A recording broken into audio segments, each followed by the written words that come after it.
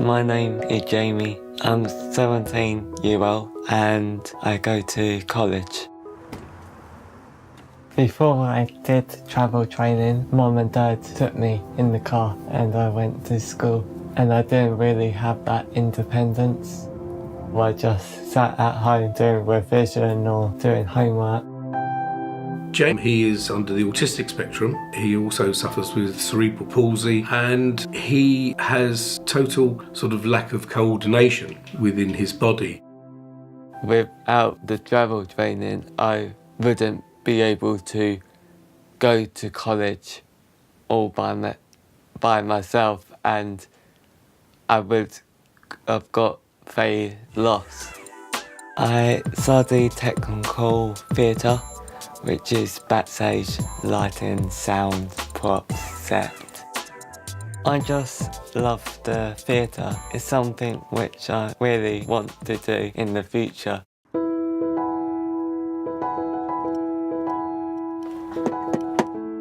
Hi, good morning. How are you, Jamie? Have you got your bag ready? You ready to come travel training? We were first told about travel training by the outreach department that looked after Jamie during his school years, and they suggested that we contact them so that he could have a training program to enable him to be able to make way and get to college independently. Travel training it's a one-to-one program that's up to 12 weeks, and it's a person-centred training plan, and it's tailored to meet the individual's needs. So whether a child has autism, whether it's a sensory impairment or a mobility impairment, we adjust the training to suitably meet their needs. I was sort of nervous because I didn't know how it was gonna be like, so it was a whole new experience for me. The challenges that Jamie has encountered on his journey to independence is about managing his anxiety and also ensuring that he's safe and that he's able to get safely to and from the bus stop.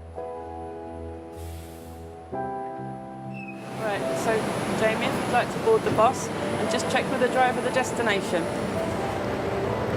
Is this bus go to Barking? Thank you. It was about teaching him coping strategies and also to ask the driver for assistance and be a little bit more assertive and making sure that he's sat down safely and near the driver so that he feels confident. I had worries that I might miss the shop, and I feel like scared that I won't know where I end up. The first few weeks, the travel trainer was more by your side, and they cut it down until they meet you at the college so you can do it all by yourself. From the very first time that Jamie went out with the travel trainer, then everything changed, and it seemed to really open Jamie's mind up to the outside world. The travel training have made me more independent and very confident. This is not just for Jamie, this is for the whole family, because it's opened up a whole world whereby we now have a son that is more mature, more independent, and is more eager to do things. The travel training program isn't just an A to B journey. It's actually a much bigger step and process, and that these are life skills and they're transferable skills. So the idea is with the travel training, they learn their route to and from their place of education, and then they can apply those skills to other routes and other places of interest. It might be that they go to a theatre school, it might be that they go to the gym. So there's lots of opportunities that are open to them. Thank you, driver. The next route I want to plan is go to a West End theatre.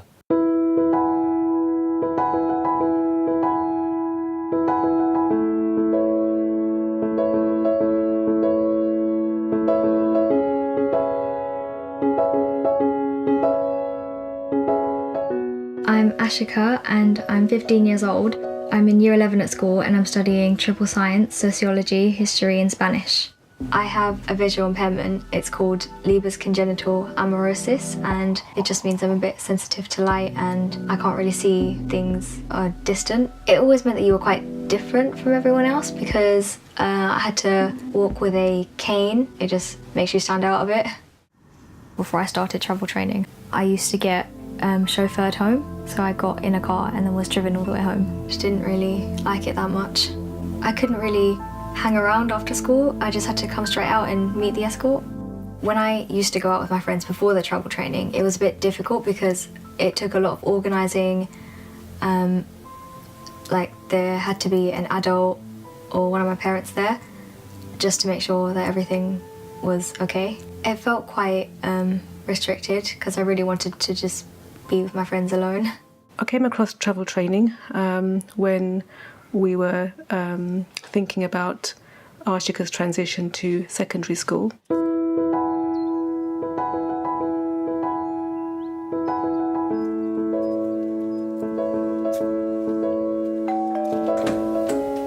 Hello, how are you? I'm fine, yeah. Let's just sit Ashika.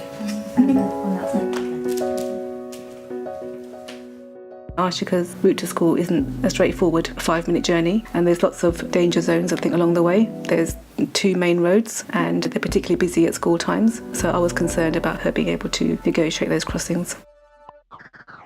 They felt she was ready, that she was in fact leading them, so that really reassured me that she could participate in that programme and that she could be successful. We get to the end of this walk, we're going to turn to our right. Well, first she walked with me the whole way, but she didn't tell me where to go. She was kind of following me. So tell me, what are the things that you need to be looking out for? What are the dangers and the risks of crossing the busy road?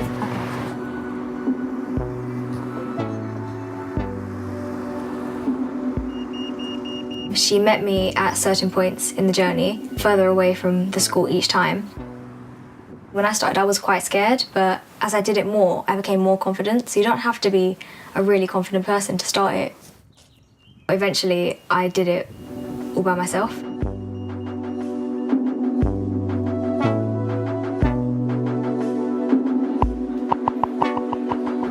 What I really want for her is to be independent and be able to travel in the same way as her peer group, really. So to be able to do those things comfortably and safely, and for me to know that she's safe as well, I think it's important. As long as Ashika has the right tools and other aids and things that will help her, then I think she'll be okay. After my GCSEs, I want to do A-levels. I guess it would make it a lot more difficult to do the things that I want to do, like go to university if I hadn't had the travel training. I think I wouldn't be as confident as I was now, because it does really help you with your confidence as well as your independence. Now that I've had my travel training, I feel like I can do the same things that my friends are able to do.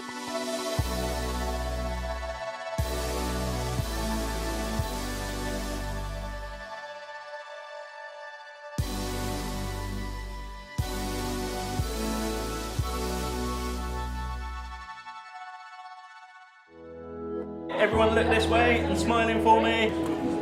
1, 2, 3. The first time I went to school on my own, that was the most important thing, just getting used to the surroundings and the landmarks and stuff like that. Good evening, ladies and gentlemen. The days where I learnt to travel to school on my own, independently without my parents, probably the days and the moments where I learnt the most in my life. You know, it's where you bond with your friends, it's where you build up your confidence. What Redbridge are doing here with the independent travel training is absolutely crucial. When you have a disability, one of the things that's really hard to get to grips with and really frustrating is that a lot of your choices can be taken away from you. People can assume that you need help, you need to be given assistance to get to places. But when you're given this skill, it just opens so many doors. I think for Ashika and Jamie, this is the beginning of the rest of their lives.